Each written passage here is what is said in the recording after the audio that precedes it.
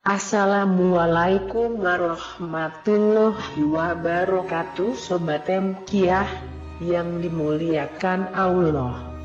Sekarang saya akan membahas tentang kehidupan jin, reproduksi, bentuk, sifat, jenis, dan kehidupan alam jin.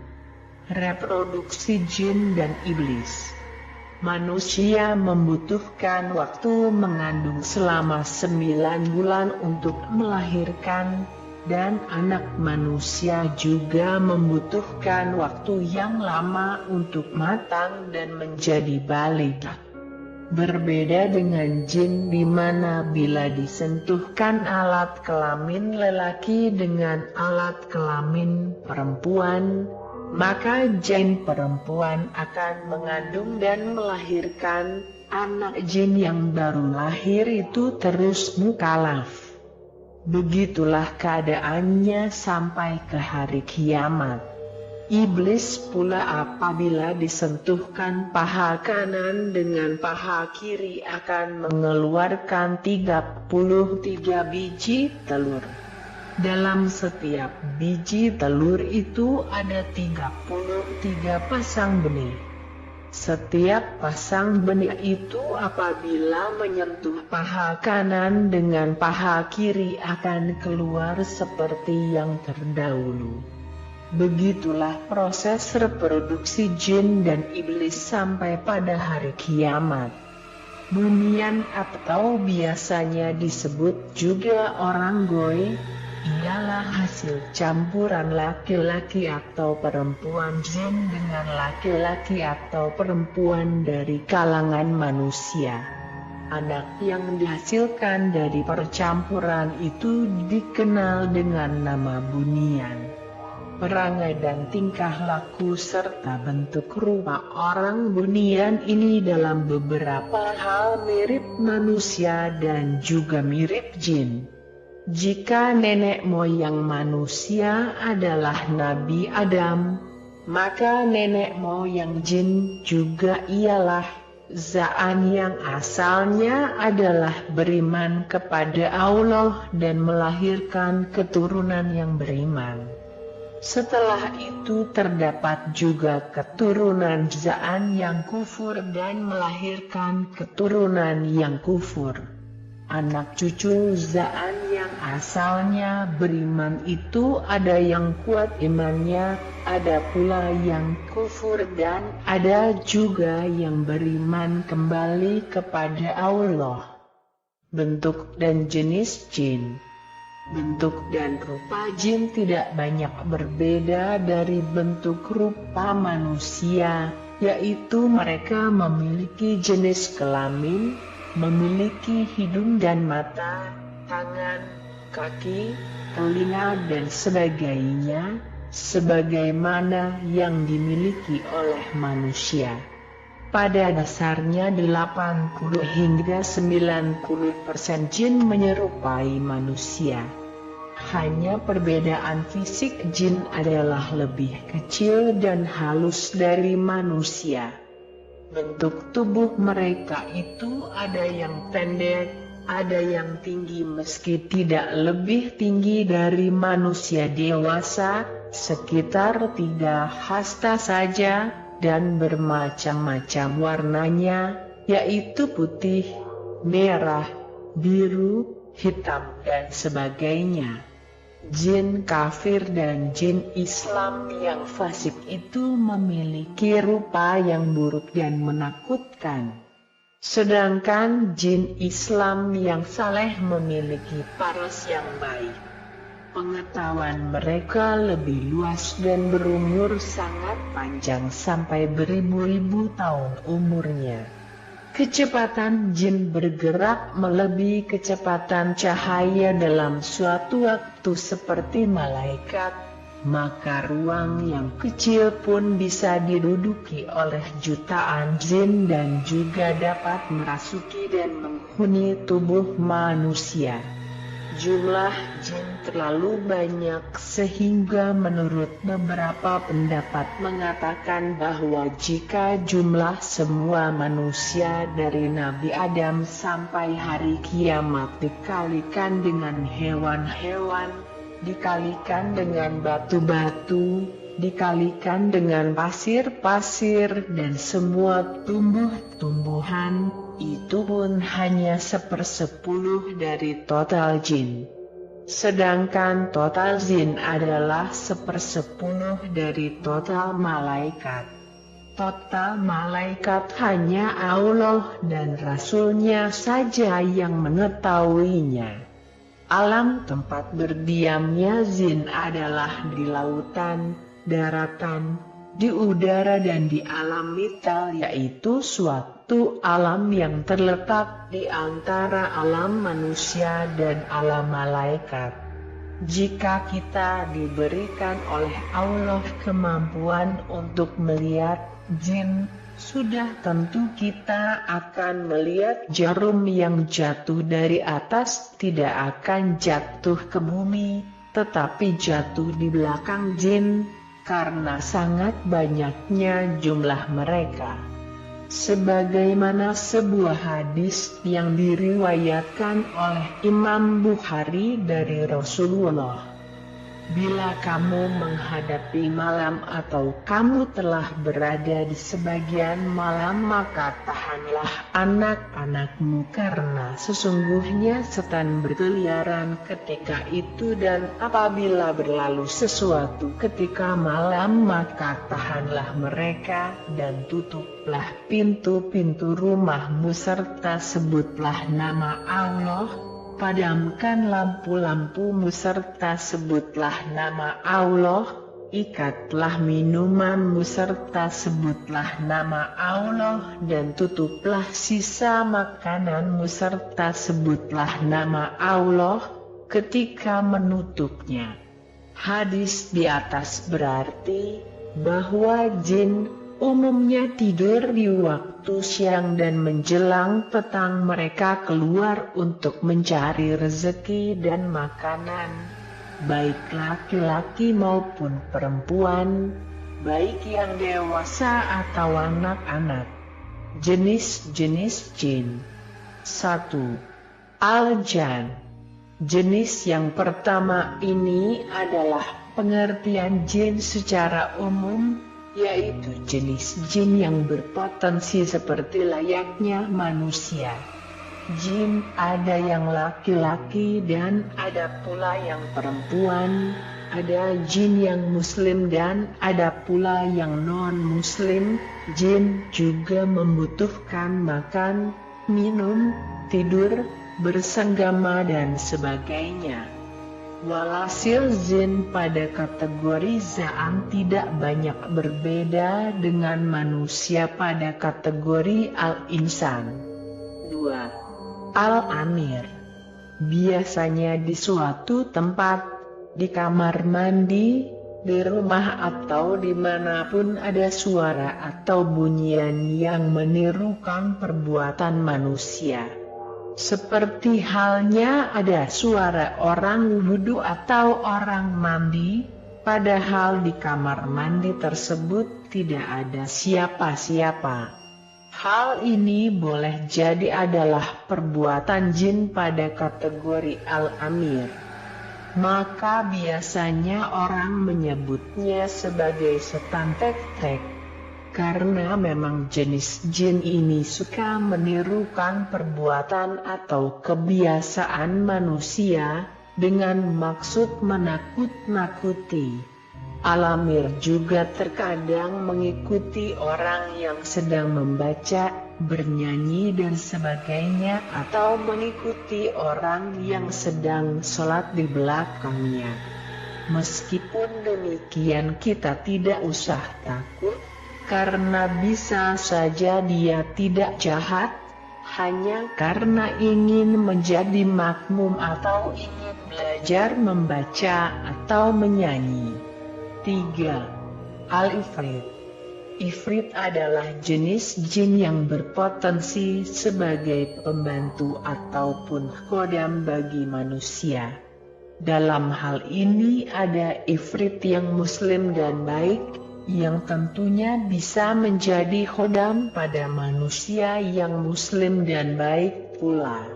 Ada pula ifrit yang berperilaku jahat dan kafir yang dimanfaatkan oleh para tukang sihir dan dukun, seperti ifrit-ifrit yang bekerja sama dengan pesihir terkemuka luar negeri.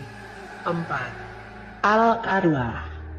Jenis jin yang keempat inilah yang sering dan biasa menggoda manusia. Terkadang al-arwah menjelma dirinya sebagai orang tua kita yang telah meninggal atau sebagai dedemit dan sebagainya, sehingga dapat mengelabui sebagian masyarakat kita dan menakut-nakuti mereka yang mempercayainya. Sebenarnya jenis jin al-arwah ini termasuk golongan jin yang sangat kuat dan sangat nakal.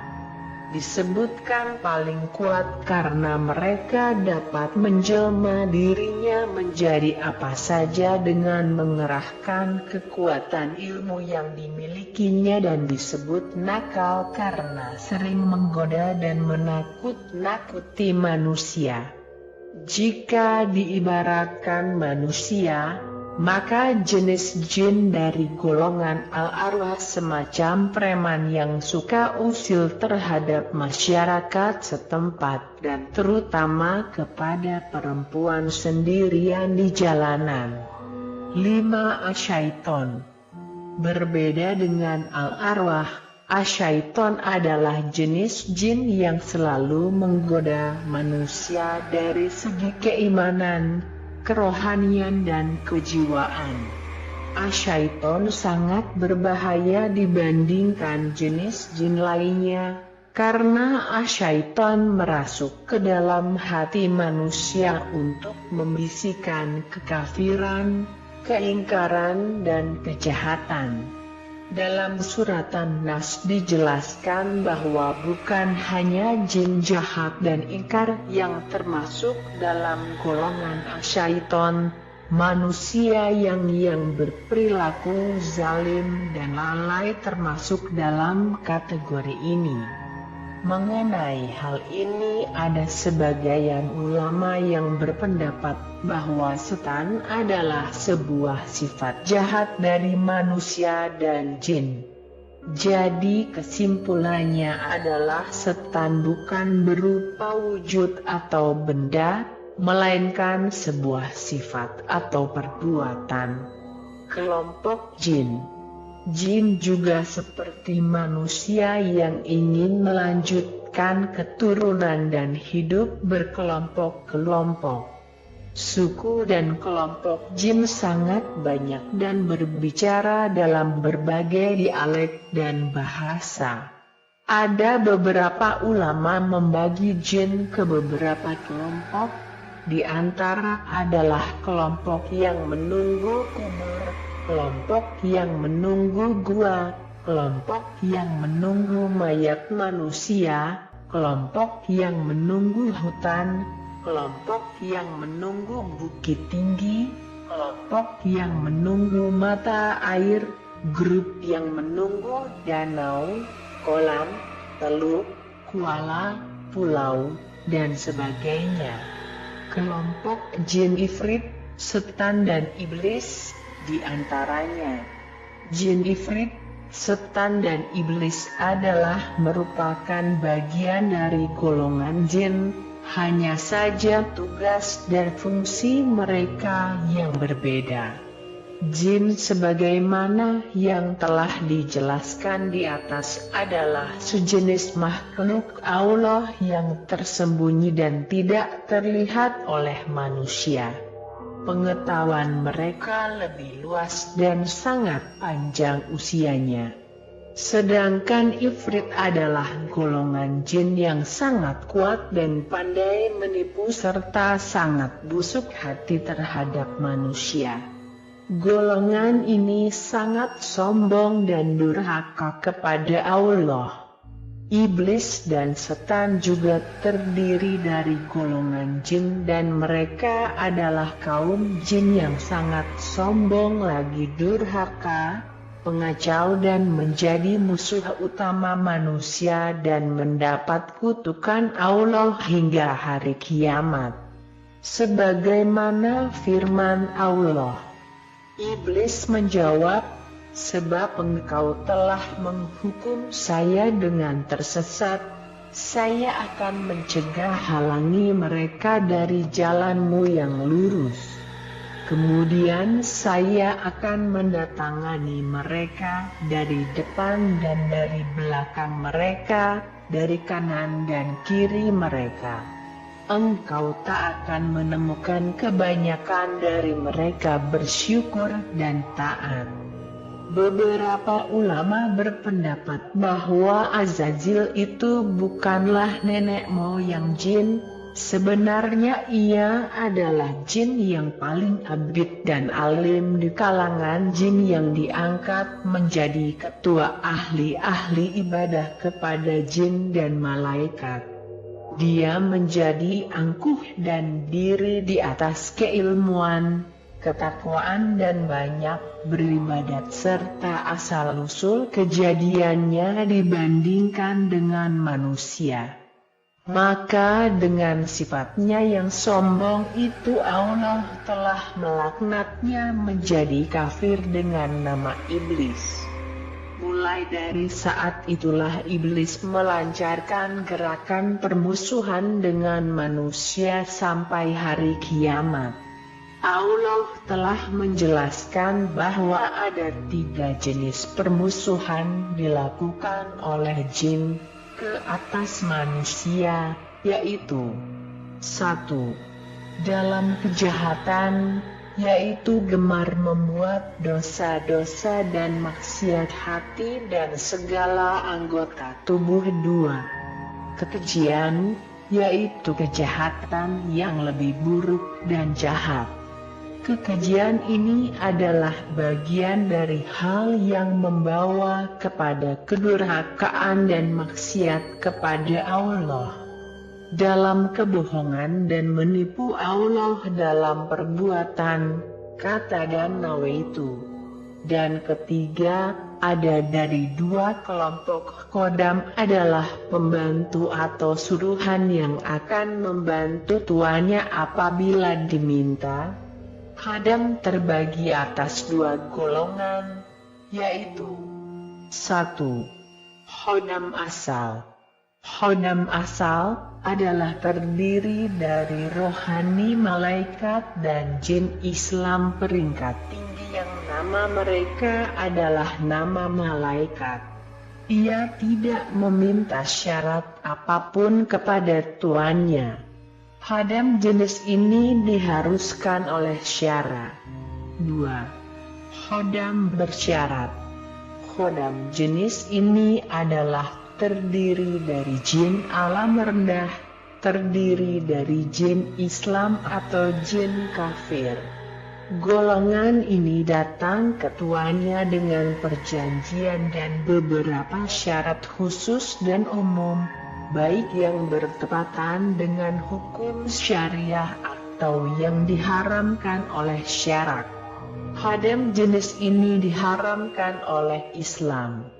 Khadam bersyarat ini akan datang menolong melalui salah satu cara berikut. Mendampingi dari luar. Khadam ini akan mendampingi dan menolong tuannya melalui eksternal saja, yaitu hanya dalam perbuatan, ucapan atau kasat hati. Mendampingi dari dalam. Khadam jenis ini juga dikenal sebagai tanasahul arwah atau penjelmaan khadam atau jin dalam diri seseorang merasuki dengan menamakan diri mereka.